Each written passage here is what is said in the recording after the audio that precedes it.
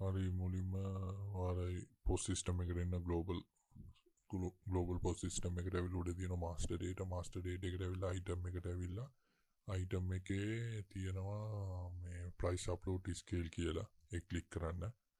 ඒක ක්ලික් කරලා ඉවරනාට පස්සේ ඔයාගේ අයිටම් ටික මෙතන පෙන්නනවා. ඊට පස්සේ මෙතන අප්ලෝඩ් ප්‍රයිස් කියන එක ක්ලික් කරාට පස්සේ ඕකේ කියලා එකේ ඕකේ කරලා මෙතන එක්සිට් වෙන්න.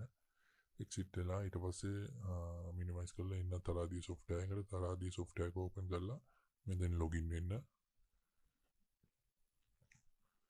login වුණාට පස්සේ ඔයාලගේ මෙන්න මේ විදිහට ඉන්ටර්ෆේස් එක පෙන්නනවා. මේ ඉන්ටර්ෆේස් එකේ ඔයාලගේ මෙතන බලන්න ස්කේල් එක රීඩ් down ready කියලා පෙන්නනවා. ඊට පස්සේ මේ කස්ටම් ෆයිල් එකේ T අකුර ක්ලික් කරලා මෙතනින් execute කියන එක ඔබන්න. execute කියන එක ඔබට පස්සේ operation success කියලා වැටේ. ඒක okay කරන්න.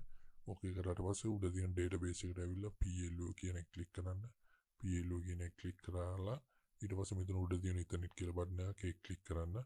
ඒක ක්ලික් කරලා ඉවර වුණාට පස්සේ මෙතන තියෙන ඔයාගේ ස්කේල් එක රෙඩි කියන දැන් ඇවිල්ලා ටික් එකක් දාගෙන ස්කේල් දෙකක් තියෙනවා. එතන ටික් දෙකක් දාගෙන මෙතන ඩවුන්ලෝඩ් කියන එක ටික් එකක් දාගෙන එක්සිකියුට් කරන්න.